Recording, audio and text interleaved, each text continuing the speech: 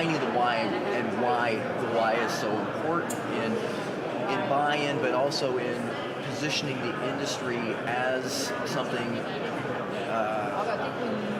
attractive to a millennial audience, but also how do you incorporate the why in each stage of either onboarding an employee or redirecting an employee? And so what's the process look like as far as what are the steps on that? Well, finding the why is important with anybody in the industry, but especially millennials. A lot of studies have shown that millennials, they need a sense of purpose. They don't want to just work for the paycheck. They need to know why they're really doing what they're doing. And so when you think about how do you do that, too many times managers are focused on numbers and details instead of what really causes people to be motivated. And most people are motivated by things outside themselves. Throughout their lifetime, they've created all kinds of beliefs about themselves. How much money I can make, what kind of job this is, what kind of house I need to live in. And most people have a mental paradigm of what they think they can accomplish. So a key thing as a manager is to look at what people say, look at what they do, look at their behavior. Figure out what is that mental paradigm. And help them set goals, not way outside of that, because they don't believe it. Help them set goals that are believable outside that paradigm. Then put a process in place to help them achieve that. So what types of processes have you used in the recommend or find successful around it? Well, the first step is to have goal clarity. Most goals are given to people by their manager, but the key is asking questions, listening, and figure out what's important to them. And when you do, you can often find out what is it that's going to really cause them to go that extra mile, not just put in the time. So goal clarity, number one. Number two is, what's their view of their possibilities? Do they think they can really hit that goal? Or is it something that's been given to them? Third is their values. Is there a values alignment? And if there's not, we've obviously got a problem. But fourth is commitment to activities. Do they clearly understand the activities necessary to be successful? And are they willing to do them, even the tough ones? And finally, fifth is to put a supportive environment in place.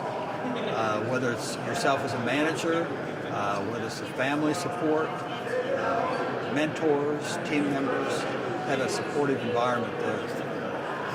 You tell a great story about, and I can't remember her name right now, but her why was something that happened early in her childhood where her father died, and because of that, she was able to experience what an insurance policy would do, and she wanted to kind of give back. And you find a lot of people sort of gravitate towards careers based on something that happened in their childhood. How do you go about uncovering that, and where is that useful?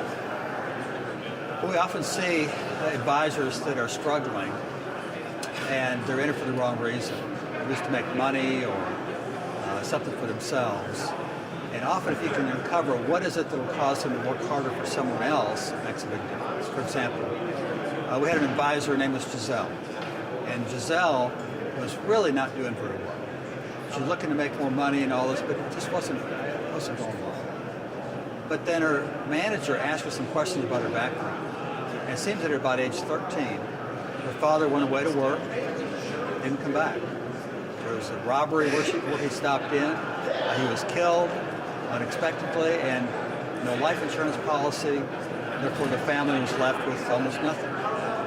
So all of a sudden, when the manager realized that's what happened to her, it helped light that fire of her helping other people not have the same challenges she had growing up. Her productivity went up fourfold almost overnight.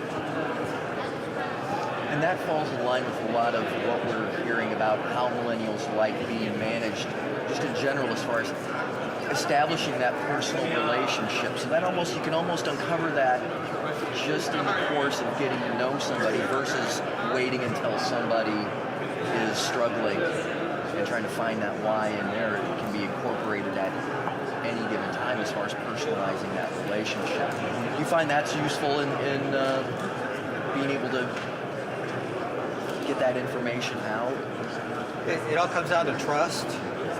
If the manager can create the environment, it's a supportive environment, and that he or she shows that people are safe and you're there for them, you're doing something for them, not against them, then you can tend to ask questions to let them open up and see what's really important. So putting them at ease is really important as far as how you go about approaching it versus, hey, you're not hitting your numbers and we need to have a conversation versus having a more personal approach as far as just sitting down and sort of diffusing the situation.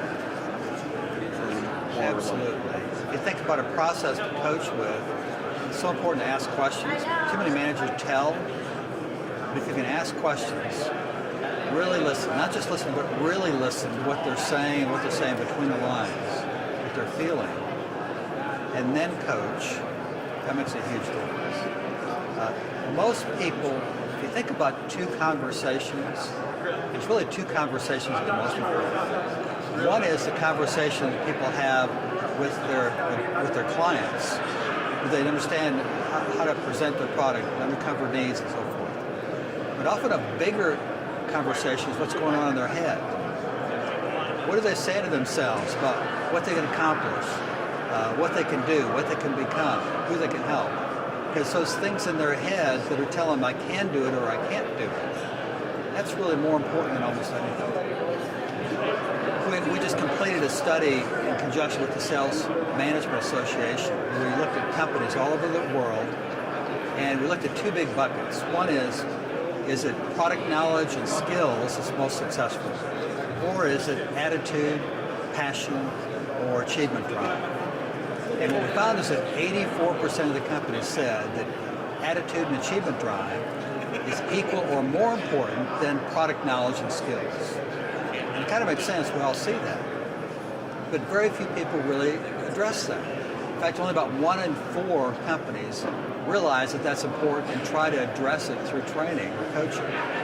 But the neat thing was the ones that do address it, they had about a 20% increase in productivity of their people because they figure out how to get inside their head and expand that achievement. A lot of people now say that millennials aren't as hard of workers as the baby boomers and others. And frankly, I find some millennials really get offended by that because they get put in a box that we're a certain way.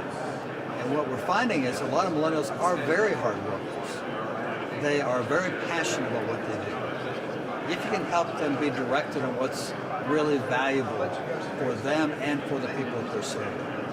And this industry is so great because if you think about helping families and businesses create their goals, that's a way to help millennials really have a sense of passion about what they're doing, and they'll be very successful.